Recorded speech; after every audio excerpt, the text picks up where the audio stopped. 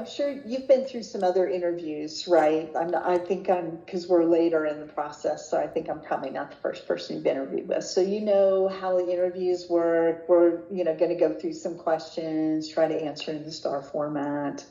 Sure. So I'd like to start with just a couple, more generic questions. So if it's all right with you, we'll just dive right in. Yeah, good. Over? Yeah. Tell me why you're interested in this position.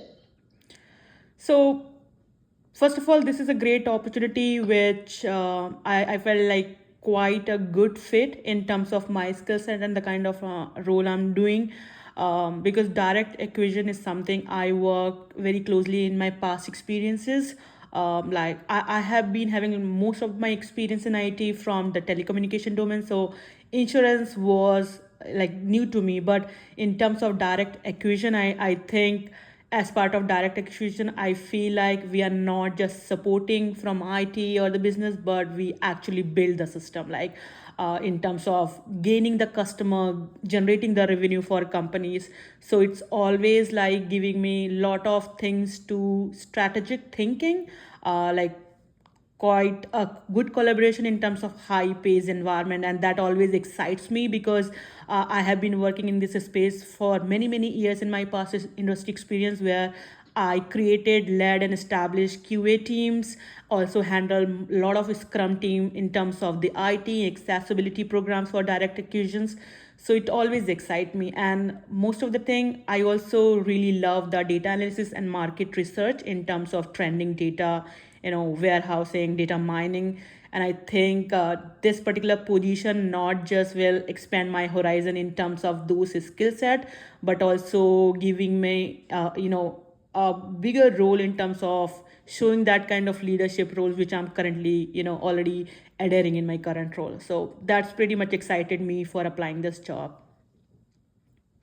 So your current role is a leadership role? I'm Can you tell me working a little more about that? Yeah, so I have been part of ERO. I joined Progressive 3 years back, first as a contractor, and then after a year back, I converted to full time. But I have been working in this telematics program called Accident Response since day one, where I was hired to create and establish a new QA team. We were starting this project work to create a new infrastructure in AWS cloud system, where we were also planned to migrate a lot of snapshot data, like which is as part of the UBI space.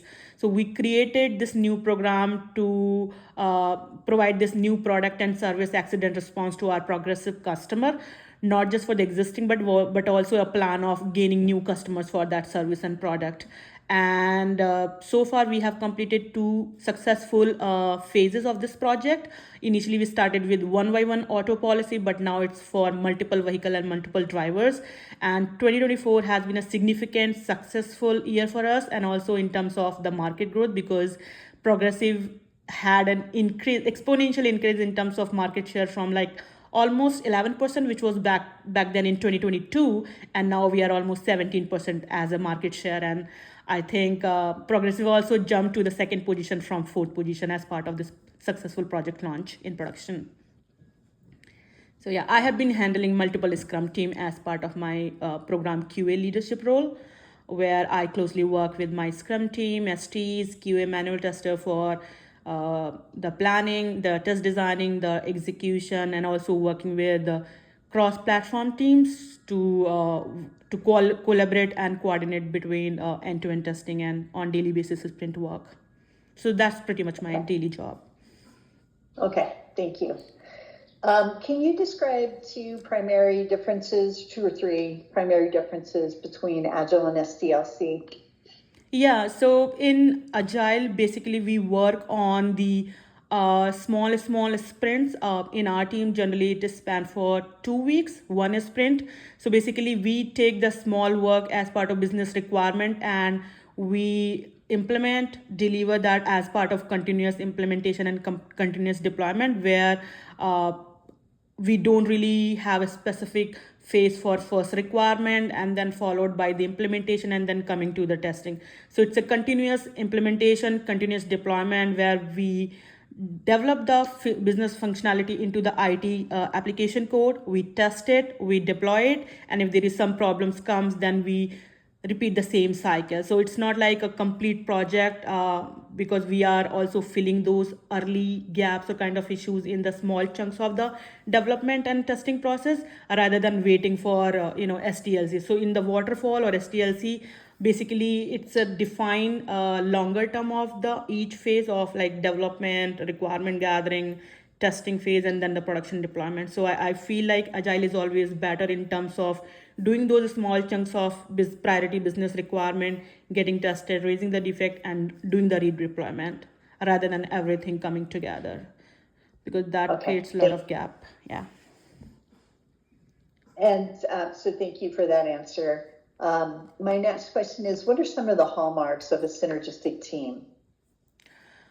First of all, it's always very dynamic and fast-paced environment in agile teams, because agile is something, as it says, like agile. We always like very agile in terms of taking the requirement, implementing, and delivering the deliverables and deploying in production. The three key takeaway, I always think that it's a very dynamic team environment we create, where people come together as a very open, transparent communication, the collaboration, and everything is like in terms of removing the gaps and finding the problems, and removing those hurdles is always very coordinated, rather than creating a lot of gap in terms of reaching out to different teams. So the first thing is great collaboration, utilizing the strategic planning, strategic thinking in terms of avoiding those kind of obstacle. And it also gives a lot of confidence in terms of not as a IT team, but also to the customers. Because we have a continuous sprint reviews with our sponsor and business owners, where we make sure as part of requirement sync, we develop what they wanted to. And if there is any change comes on ad hoc basis, we can always be very adaptive and flexible to take those changes and accomplish that work. Okay. All right. Thank you for that. Okay. My next question is, tell me about a performance review you've conducted with a direct report, and how did you prepare for that review, and what were the results? Sure. So right now in Progressive, I don't have any direct reportee, but in my past industry experience, I was managing this particular Spectrum retail program that I was leading multiple Scrum team for the QAs for this Spectrum mobile retail program. So there were a couple of resources which who were underperforming as part of the work was assigned to them. So when it came on annual appraisal, I was keeping a close monitoring on their performance. And when I had one-to-one call for those two of the resources, I had provided them example where they were really showing the greatest strength and confidence in terms of their daily assignment, and where they need some area of growth and improvement. And I had documented that particular plan in terms of few examples in past, where I found they were really doing great while they were not doing good, like favorable in the favorable situation. So by providing those examples, I not just kept an open forum and transparent communication with them, but I also seek their feedback, how they want to develop that or improve on those kind of skill set. So initially they were hesitant because they did not have a direction, like how they really need to improve. So they also being very open to me, and I created a development plan for that. Like after the new year, because it was like annual appraisal time already going on. So they were convinced, they agreed to take as a very constructive feedback. Based on the development plan I suggested to them, they started working towards that. So within the few weeks, I kept a close monitoring and also kept a very open meeting, like one-to-one meeting on daily basis to resolve their questions or concern, whatever they have. So I think keeping that close coordination with our resources, I really saw an improvement in that, where they were able to do a job effectively, and like almost 20%, I would say, the efficiency I observed in that work. Yeah. Okay, and were you meeting with them together, or were you meeting with them separately? Separately. So initially I kept one-to-one conversation with them. Initially or through the whole process? So I would say like 90% one-to-one conversation with them, and couple of times together because their work was quite interrelated and they were working closely on that particular work. So sometimes because when you have one-to-one conversation, you always be open to understand different perspective from multiple folks, and then you find some common traits or kind of trend which might be creating the same problem for both of them.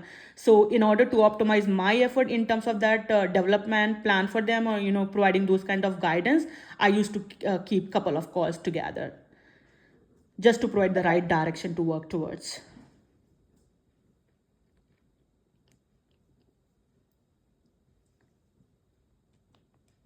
All right, thank you for that, Namrata. All right, my next question is, tell me about a time when you've coached a high performer to take on a very difficult stretch assignment or accountability. Can you repeat that question again? Sure. Tell me about a time when you coached a high performer to take on a very difficult stretch assignment or accountability. Sure. So I would like to take a recent example in my current project work where we have this QA senior resource. She is very much technically sound and also possesses good UBI knowledge from the previous project work. And since we were developing this new infrastructure work in AWS services, like using the new technology, where she was not well aware of those technology, but initially while providing the proper grooming and transition to her in terms of the training and providing the documentation, she really grasps those information quickly because she is well aware of the testing methods and the kind of best practices to do her day-to-day job. But there was few things which she was still struggling with in terms of how to really retrieve the data in terms of the new technology in the AWS Dynamo system. So initially she was finding some issues and she was not able to get the right direction, whom to contact and how to resolve those kind of trigger problems. So what I did, and it's always a good advantage to have such people who are passionate and very proactive, where you provide them few information and they take that work and lead by example further. So after understanding her such challenges and concern, what I did again, having some daily discussion with them, we opened a chat also. Like sometimes if we are not available for the quick meeting, it's always an open forum for both of us to talking through those concern and questions for whether it's a business requirement related or the technical aspect. So while working with her, providing that open communication to her, providing the needed information and also the direction, like because it's always good to challenge folks to think out of the box rather than providing every information like as a spoon feeding. And since she has been very passionate about testing work, I used to provide her all details as needed and also the direction. So while talking with her in like few weeks, I would say like couple of weeks, she really gained confidence to start working towards those technical skill set independently. And I also saw a lot of improvement in terms of raising good bugs. And she was very prompt in giving the transparent communication to dev teams, business owners, for the status update, and also always keep updated for the work she is doing in the sprint meeting or the stand-up calls. So it was a great improvement for her. All right, thank you.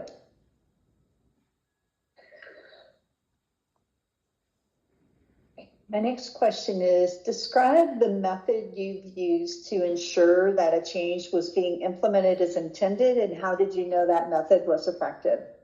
Sure. So again, it's a good question actually. So in our recent process, since we have launched our product services for both phases successfully, we still observe a lot of Splunk monitoring noise was coming in production. So it, because we have a separate platform SM teams who used to take care of the production remedy incidents and the these kind of production Splunk noises. And since we have been the subject matter expertise for this ARE project, it was getting very overwhelmed for the SM teams to get those kind of daily tickets in bulk volume and unable to respond or unable to resolve those in a quickly manner. So what the business demand came to us, that since we have been the SME for this project, we need to provide that kind of production support and to help SM teams for resolving those remedy incidents. So because we were already in progress for the new phase for our ARE project enhancement, it was an additional responsibility I took as a challenge. With my Scrum Master, we created an on-call process where we kept a sprint, like 2 weeks sprint rotation for each dev in our team, because everybody was well aware of the project functionality, but this on-call process was new for everyone, like how to navigate the different issues, how to debug that problem and resolve those kind of rep agents issue. So we created a proper document. We created this rotation process, and for that rotation process, what are the prerequisite responsibility for each dev coming in a particular rotation, and what kind of steps they need to resolve those kind of problem. So we created a detailed documentation for that on-call process, where there were a lot of common issues coming on daily basis, where we created the knowledge base articles also, which was like having the predefined steps for every such issue coming, and they used to go through those steps and resolve that problem. And sometimes there were issues where we were not having the existing KBAs. So in that case, we also encourage our dev team by providing the examples, like I created some KBAs and other tech leads created KBAs. So by putting those examples also, we guided our dev teams that these are the process we can follow. If something you do not found as a common solution steps, you can always create with providing those kind of direction. And as a result, we were not just able to close 100 plus tickets in just 1 month, creating a lot of efficiency, I would say, for SM teams. I think they really appreciated our effort and collaboration, which was like 30 to 40% efficiency increase for them also. And we also provided a lot of domain documentation for our SM platform teams, like if they stuck with any issue which is also impacted with as part of our changes, we provided that kind of information. So it was very, very good documentation for them to refer, rather than getting stuck and reaching out to multiple folks. Okay. You mentioned a 30 to 40% increase for the SM teams. How did you determine those numbers? Like where did that analysis arise from? So that quantitative analysis we found in terms of the tickets initially, the common issues ticket which were coming to them, and they were reaching out to us. So for example, there is a issue that ARE custom, like the progressive policy customer is not able to enroll into the new feature, right? And there were 10 tickets from 10 different customer coming on daily basis. So they were checking those issues and reaching out to us for all the 10 tickets. By providing that particular steps and documentation, they were whatever tickets were coming on daily basis. Generally, I think it used to be like 5 to 6 tickets now. Initially it was like 10 to 15 tickets per day. So that count is also reduced because of that KBA article information and the kind of step they need to walk through, because initially it was very tough for them even to understand what is really going through from customer experience perspective, because it was impacted with different platform teams, not just our backend team. So providing that kind of information really was helpful for them, so that information they documented, and it reduced the daily basis count coming for production remedy tickets, because they were able to resolve that problem. So as the QA lead, what was your specific role in this? So initially, because I have been working as a subject matter expertise and kind of go-to person for my team for all the daily basis question in terms of the domain, how the test data staging is done, and how the different process needs to be followed in terms of the root cause analysis and the backend investigation. So initially I had put those examples by doing myself and helping them to document the steps, because that information was very crucial. Where I work with my tech lead, I provided those kind of information being documented and then led by examples. Once that documentation was set up, every time dev is coming and they just referring that information. And also if anything they are stuck with, like something they did not find in the documentation or during the investigation process, I always the first person to provide more information on that, like they were not able to investigate or they did not have an idea. So I think putting those kind of examples in early cycle, it did not really help them to be able to investigate those issues, but also document those information at their systems so that they don't really read out to multiple things or reach out to multiple folks for the same kind of question. So it was like a So you wrote the documentation for how to use Splunk to resolve the issues and things like that. I'm sorry, I'm a little confused. Yeah, for that documentation. So you wrote the Splunk documentation. Yeah. Some of the queries, okay. Yeah. All right. Okay, let's see. My next question is, all organizations go through difficult changes that negatively impact their employees. Tell me about a time when you had to inform your direct reports about this type of change. Let me think about it. Sure. So in this particular program, as we work like in a cross-functional environment where we interact with our multiple platform teams on daily basis with the new business requirement coming. So I remember there was some changes happening in a parallel project were going on. And again, I understand we don't have a direct reportee, but since my QAs are direct working with me, so it used to impact not just the QAs but also the dev folks. So there was a lot of change happening in the parallel project where communication was not really very transparent in terms of their release work versus the changes we were bringing in.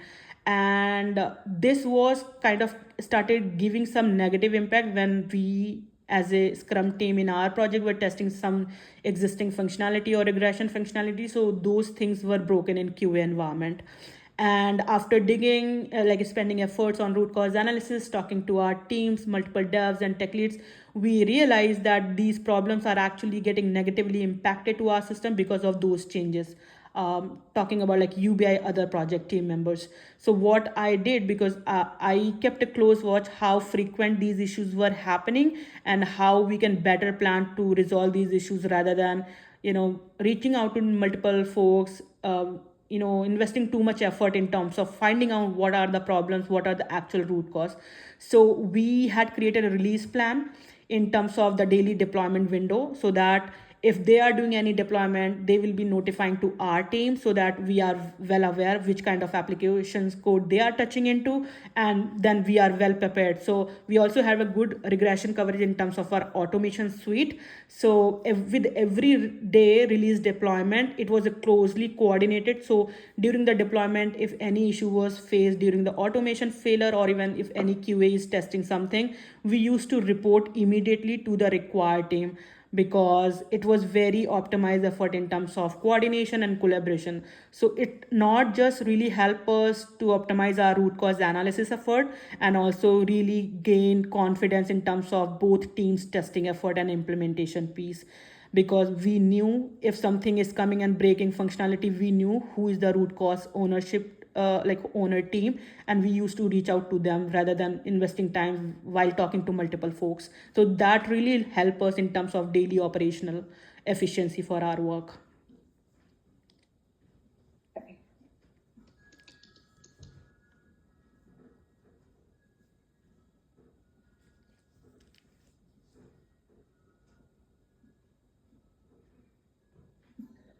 All right. My next question is, describe a recent operational problem you were asked to solve. What, if any, alternatives did you consider?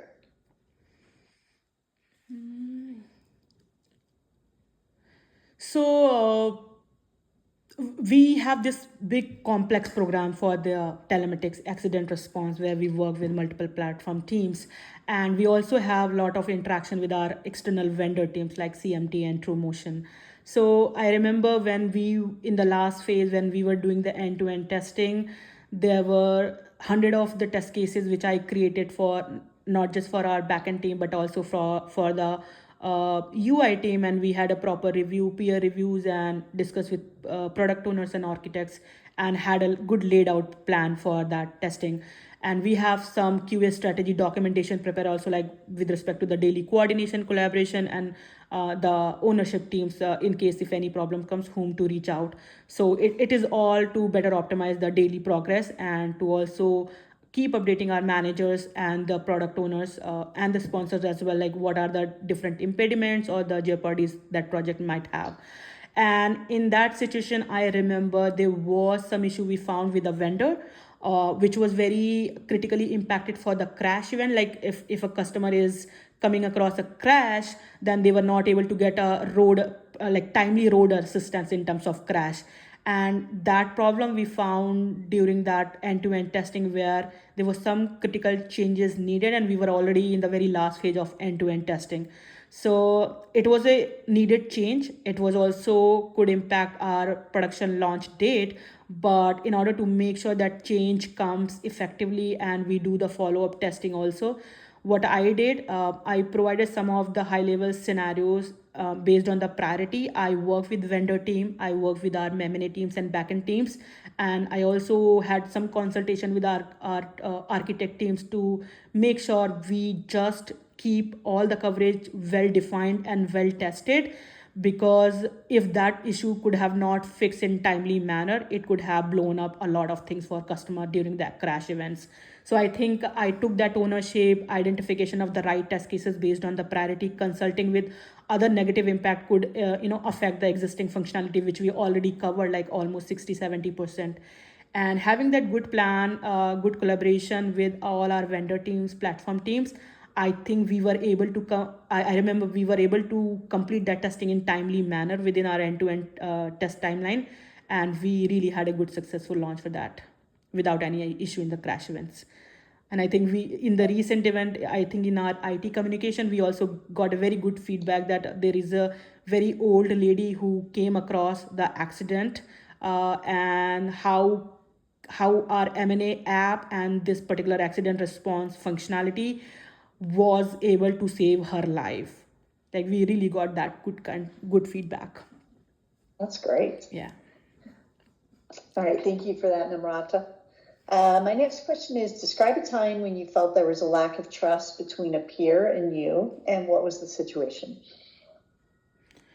Sure. Yeah, I think this happens a lot of time, even if you do not intend. But yeah, you come across. So thank you for that question. In my recent event, so we have been working in multiple Scrum team as part of backend team, and there are a lot of folks who have been working on this project since day one. And in terms of the daily implementation work or the sprint implementation and the testing, I have observed many times that there were a couple of devs who were not able to do a proper impact analysis before they took that work and doing the implementation. And even that kind of lack of domain and kind of impact and lack of impact analysis was creating a lot of bug being slipped, not just in the QA cycle, but also being missed in their dev testing or unit test. And this was not a case where the information was not rightly provided to them in a timely manner, but it was something I felt that they were not taking a proactive approach even after providing those kind of information, not just by QAs but also from their tech lead.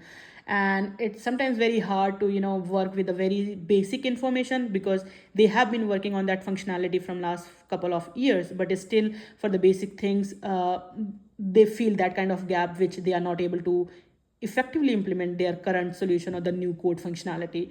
So that was creating a lot of less confidence for me for the code quality, and that was also creating a lot of trust issue in terms of whether if any critical work come, whether we should give to them, because they always miss some things here and there. So in order to resolve that problem, what I did, I first have an open communication to those dev on one-to-one. I first understood the challenge, why these things are being missed and what kind of hurdles they were able to face it but not able to resolve it because of these problems. Because of that, problems started happening. And they told us that since the work is being such a splitted work in two different teams, sometimes they don't even understand the impact until unless they are really implementing, testing and finding in the QA cycle. So in order to provide that kind of trust, what I did, I first provided those kind of documentation which I have been creating for QA test results or test design, because it has a lot of good information for the basic tools and methods which they also need, like test data staging in proper way, like what kind of scenario they need to test, what kind of test data needed for that. Those kind of information are the very basic information. So I provided a lot of documentation which I have been maintaining for my testing teams, and also for automation. So one thing that really helped them to avoid that kind of time consumption for basic information to reach out to multiple folks. And then the second process I started, which is in a collaboration with my tech lead, that before even deploying anything in QA, like the moment they pick the new work in the new sprint, we will be creating a task in each user story where we will be providing the high level information, what are the test cases they need to cover. If they already have something in place, well and good. If something missing in their existing unit test coverage, they need to implement that, test it, and then only deploy in the QA environment. So having that streamlined process really not just created a good culture of trust, also raised their confidence in their own skin to be proactive in their approach of test data staging, test data creation, and that really helped them to achieve that operational efficiency in terms of the dev implementation, dev testing, and also the QA deployment. So we avoided a lot of issue happening as part of a smoke test every time.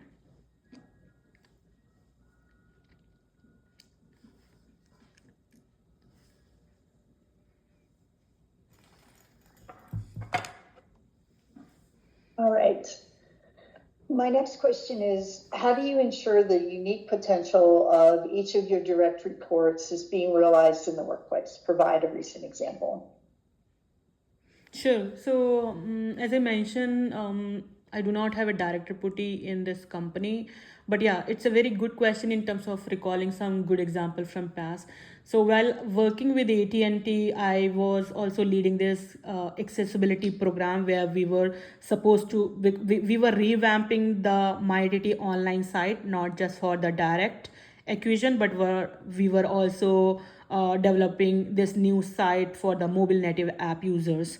And and basically what was happening with respect to these two different platform implementation, because in mobile native app we use different iOS and Android devices and their library codes, while in the direct acquisition, like the direct website, the implementation was a little different initially. So after the revamping, the requirement came, it was to create one web responsive design which can be utilized in all mobile and the direct website flow, core functionality flow. And because we were revamping that, we also established this new team where, based on the area of like skill set, different technology skill set, we have multiple folks having that kind of skill set. So but as part of common team, they needed to provide that kind of solution and implementation, and also the testing required for accessibility.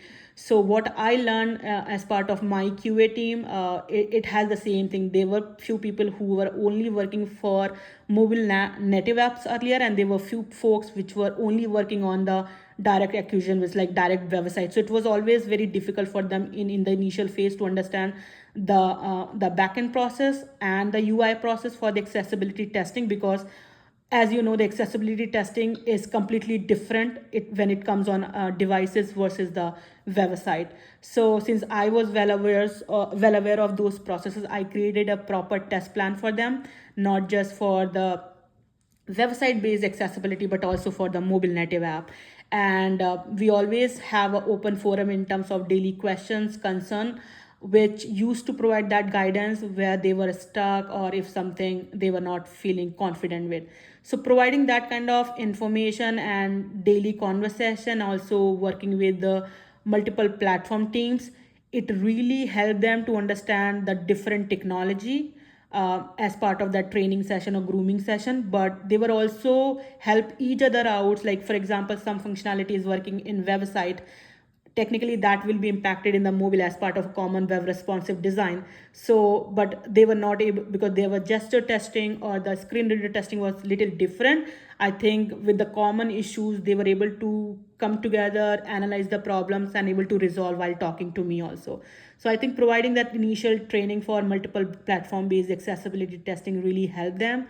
I also created a lot of common solution and common areas where they always go through those documentation, take that information, and proactively work on their daily tasks. So later on I found that it was very less supervision rather than checking daily progress, and they used to provide the right status update, and we actually successfully launched that accessibility program in time, and we really have kind of a very successful project launch for that.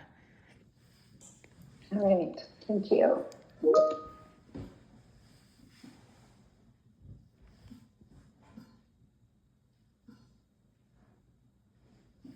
Let's see here. I think. I want to make sure I didn't miss anything. All right, yeah. So my next question is, tell me about a time when your job was particularly satisfying to you, and what was it about that job that was so satisfying? So I'm actually very passionate about and always keep myself up to date to the best practice and changing technology. So I think my work is independent of the things I'm getting into, because I work with great industry leaders in my past experience, where I learned a lot of good things from them, not just in terms of the technical skill set, but also the leadership role and how to create and foster the culture of trust, being very open in terms of communication and collaboration. So I think in the early work, since I work with such a great team, dynamic team, so I learned those things and I applied in my subsequent experience also. So considering that, where I have been provided that kind of open environment where my opinion matters, where I see an inclusive environment, I feel very satisfied. And I think in current progressive project, I think that kind of things really help me to leverage in my daily practice, not just within my own personal development, but also within my scrum teams, not just limited to QAs or STs, but also to the development team, because I think this team is really dynamic, work in the fast paced environment on daily basis, where people are open and we always respect each other's opinion ideas. So that really helps, and I am really satisfied. I really enjoy working here. However, there was certain situation in my one of my past industry experience, where even after doing so much and putting my step forward, there used to be few things in the environment I was working on which was not very flourishing. So for example, even if you're providing the right kind of ideas, insight in terms of the project progress, or providing the innovation and creativity, sometimes from uh, from some aspect that was not really welcome. So it feels like you are working towards a common goal, but sometimes it's not really fruitful in terms of action and doing the strategic planning. So I won't say I was 100% dissatisfied with those situation, but it always felt like, yeah, I mean, if I can do more and if those things can be considered a little bit. But yeah, so those were the small details I found. But as I said, I am always like very result oriented and always result driven. So whatever in my capacity I can contribute, I always like to bring that on the table, and try to influence people just by giving the customer value, how good the value I will be creating, and this project or this work may be created. So I think those things really matter, and I always saw that eventually it comes across, because you always have that customer value to be in line with the IT company. Okay. Well, you actually answered my second question, which was, tell me about a time when you weren't particularly satisfied, and you actually shared that in your answer. So thank you for doing that. Sure. Namrata, those are all the questions that I have. Do you have any questions for me? No, I think I'm good. I have a couple of questions which I clarified with my previous interview for the same role. So I'm good. I really look forward for this job. I know there are multiple candidates for this role, but I'm really looking for a career aspiration, and I feel like my current skill set and technical and also the business acumen can help this project to achieve its growth, to align with the company's progress and success. And I really want to take this role because I feel direct acquisition is something I'm very passionate about. In this company for this project, I learn a lot of backend things, which is like very like once in a longer time, I would say, because initially in my past experience I was always in the UI team work, like direct acquisition we have for MyITT and Spectrum mobile and Spectrum retail programs. So I think within progressive space itself, it will be a great opportunity for me to learn and contribute what I can do. So thank you so much for that. Oh, you're welcome. Well, thank you, Namrata, for your time and your interest in this position. And I hope you have a great rest of your day. Sure. Thanks, Terry. You too. All right. Bye. Thank you. Bye-bye. Yeah.